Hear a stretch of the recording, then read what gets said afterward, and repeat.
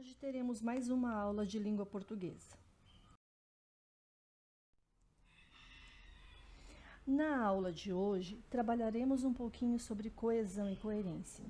A coesão e coerência ela é muito importante na produção de texto. Desde a nossa produção de texto oral ou escrita, nós precisamos que esse nosso texto, que essa nossa fala seja coesa, ou seja, esteja ligada, né? Os termos um com os outros, uma oração com a outra, ela precisa estar coesa, ligada e precisa ter coerência, significado, sentido. Nós não podemos falar coisas que não façam sentido. Então, o nosso texto, a nossa fala, o nosso texto escrito, ele precisa ser coeso e coerente. Então, é muito importante esses dois. São essenciais esses dois na produção textual. O que é coesão? O que seria coesão? É a conexão dos elementos do texto de forma a criar harmonia entre eles. Então, é a ligação entre elementos, entre palavras, entre frases. Trata basicamente das articulações gramaticais que existem entre as palavras, frases e orações, cuidando para que haja boa sequência entre os parágrafos, entre as orações, os períodos e palavras. Então, enquanto nós construímos o nosso texto, as nossas palavras, as nossas frases, os nossos parágrafos, nós vamos ligando, fazendo essa conexão entre as palavras. E para isso é preciso que nós façamos a escolha de bons elementos para que tenha uma boa coesão. E a coerência, ela vai se preocupar mais com a lógica entre as ideias que nós colocamos, entre os acontecimentos e situações. Vai ser mais no sentido, com preocupação de suporte mecanismo de natureza lexical ou gramatical, e além do conhecimento compartilhado entre as pessoas. Então, a coerência ela tem a ver com o sentido, o significado das ideias que nós vamos colocar nesse nosso texto que vamos produzir. Algumas regras devem ser seguidas para garantir a coesão textual. Nós podemos fazer a coesão textual através da referência.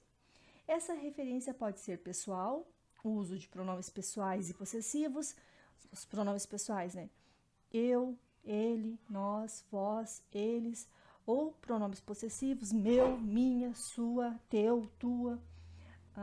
Demonstrativo, os usos dos pronomes demonstrativos, uso de advérbios, uso de comparações por meio de semelhanças. Então, aqui nós temos Leda e Sérgio se casaram. Eles são os pais de Júlia e Lara. Então, eu estou ligando a primeira frase com a segunda, usando o elemento de coesão, o pronome pessoal eles. Além de não termos a repetição, eu consigo ligar a frase e me remeter, fazer uma referência a Leda e o Sérgio. Então, isso seria uma coesão de referência. Depois, nós temos também a coesão de substituição. Para que não tenha repetição, a gente substitui um elemento nominal, por outro, para que não tenha repetições de termos. Os alunos foram advertidos pelo mau comportamento.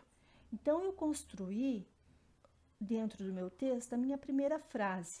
Eu quero dar sequência nesse meu texto para que ele seja coeso, para que as ideias fiquem interligadas, mas que não tenha um certo exagero de repetição. Caso isso volte a acontecer, eles serão suspensos. Então, o isso substitui mau comportamento. Então, em vez de eu falar caso mau comportamento volte a acontecer, então isso está substituindo o termo mau comportamento e eles serão suspensos. O eles faz referência, a substituição de referência a alunos, os alunos, para que não se repita, Caso o mau comportamento volte a acontecer, os alunos serão suspensos. Vai tornar um texto muito repetitivo. Então, a coesão também é muito importante em função disso. Torna o texto coeso, interligado, as frases interligadas, uma sequência lógica e sem uma repetição desnecessária. Nós temos a por elipse. A elipse ela é uma omissão de algum termo. Pode ser uma frase inteira, pode ser um verbo, pode ser um nome, mas ela não aparece, mas nós subentendemos o significado. Um exemplo, vamos ao congresso na quarta-feira. Ludmila irá na quinta. Aqui fica subentendido que Ludmila irá no congresso na quinta. Então, eu fiz a omissão do termo, do componente ali textual, congresso, da palavrinha congresso, mas o sentido permaneceu e eu não precisei repetir a palavra congresso. Então, eu fiz uma coesão dentro do meu texto utilizando a elipse. Vamos ao congresso na quarta-feira e Ludmila irá na quinta. Fica, obviamente, claro que ela irá também no congresso, mas num outro dia. Isso é uma coesão por elipse. Conjunção, né? As conjunções e, mas, porém, contudo, todavia. Então, é um termo que liga duas orações de modo a estabelecer uma conexão entre elas. Ainda não encontraram os culpados pelo vandalismo, mas Charles sabe quem foi. Esse mas, então, é uma conjunção que faz uma ligação de uma oração, né? Nós temos a primeira oração, ainda não encontraram os culpados pelo vandalismo, e a segunda oração, mas Charles sabe quem foi. Então, eu estou estabelecendo uma conexão entre as duas orações, deixando o texto coeso e com um significado. Tem a coesão lexical, que é o uso de palavras com sentido aproximado, ou do mesmo campo de lexical, ou seja, hiperônimos, sinônimos ou nomes genéricos. O museu não tinha a menor condição de guardar tantas relíquias. O local estava a ponto de ruir. Então, aqui nós utilizamos em uma frase a palavra museu e para se referir novamente, nós utilizamos local. Não houve repetição, mas nós conseguimos fazer uma coesão entre as duas frases. Princípios básicos devem ser seguidos para manter um texto coerente. Princípios da relevância. Então, para que o texto seja coerente, a gente precisa se preocupar com as ideias. As ideias elas precisam se relacionar, ou seja, ter o mesmo significado. Princípio da não tautologia, ou seja, evitar ideias redundantes, ideias repetitivas, dizer a mesma coisa com outras palavras. Princípio da não contradição, evitar ideias contraditórias. Eu falei e daqui a pouco dei uma ideia, coloquei a minha posição de uma forma e no outro parágrafo eu fui totalmente contrária àquela minha primeira ideia. Então, tem que cuidar muito disso, que isso ocorre bastante. Princípio da continuidade temática. Muitas vezes, os alunos começam a escrever sobre um tema e fogem, indo para outra linha, acabam sendo incoerentes, fugindo da temática do tema proposto. Então, o texto ele deve seguir dentro do mesmo assunto, do mesmo tema. Princípio da progressão semântica, inserindo informações novas para seguir o todo. Fatores que devem ser levados em consideração para garantir a coerência textual. Então, coerência é ter uma sequência lógica de ideias. Dentro dessa coerência, a gente precisa se preocupar com algumas coisas. Conhecimento de mundo, né? O que é o conhecimento do mundo? É o conjunto de conhecimentos adquiridos com a experiência do nosso dia a dia. Esses conhecimentos, eles são armazenados em nossa memória, então nós vamos utilizá-los para conseguir fazer com que o nosso texto seja coerente. Então, conhecimento de mundo são as nossas vivências, os nossos aprendizados. Outro fator são as inferências. As inferências são as deduções baseadas em pistas dadas pelo próprio texto, como no conhecimento que o leitor possui. Então, dentro do texto, a gente vai escrever deduzindo que o leitor possua aquele conhecimento também. Informatividade é o grau de informação que o texto vai possuir, que o nosso texto vai possuir. O conteúdo que nós vamos escrever, ele vai ser previsível para o leitor e não vai causar estranhamento? Então, a gente pode dizer que esse texto vai ser um texto de grau de informação mais baixo. Agora, o texto vai trazer, além da informação esperada pelo leitor, uma informação nova e não previsível por ele, a gente vai ter um grau médio de informatividade.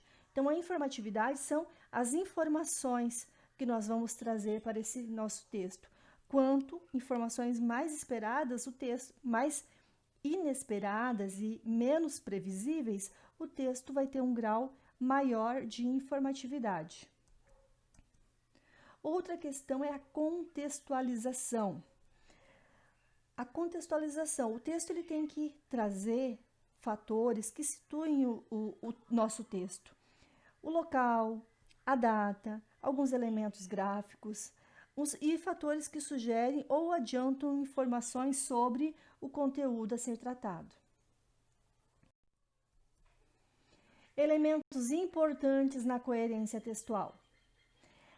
Para que o nosso texto seja coerente, é muito importante escrever de forma clara, simples, objetiva e concisa, fazer a estruturação da ideia principal e das ideias secundárias.